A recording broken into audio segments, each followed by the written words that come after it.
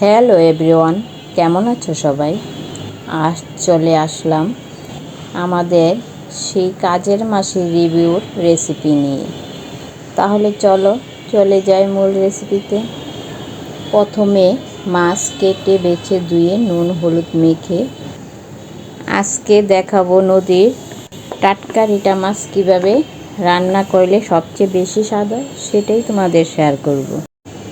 মাছের মধ্যে আমি আলু দেব, সেই জন্য আলুটা আমি নুন হলুদ মেখে ভেজে নিয়েছি। আর এখানে মশলার জন্য নিয়েছি 8 থেকে 10টা কাঠবাদাম নিয়েছি। এগুলো আমি ভালো করে বেটে নিয়েছি। কয়েকটা কাঁচা লঙ্কাও দিয়েছি। কাঁচা লঙ্কা আর জিরাটা আমি একসাথে বেটে নিলাম।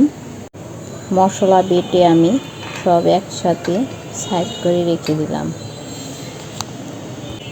আলুটাও আমি লাল করে ভেজে নিয়েছি। এখন মাছগুলো কিন্তু আমি ভালো করে ভেজে তুললাম। মাছ ভাজা তেলের মধ্যেই কিন্তু আমি তেজপাতা আর জিরা ফোড়ন দিয়ে নিয়েছি।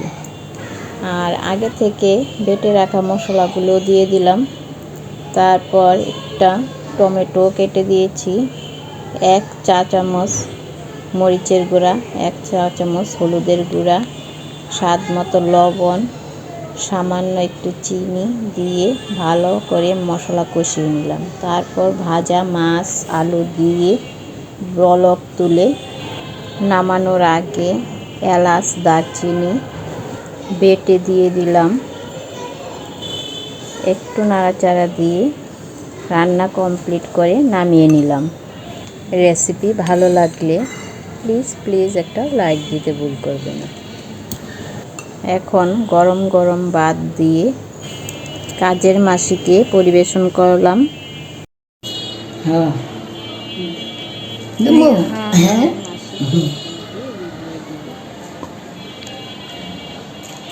মাসি কেমন হয়েছে? রেসিপি ভালো লাগলে লাইক কমেন্ট শেয়ার করার অনুরোধ রইল। নমস্কার।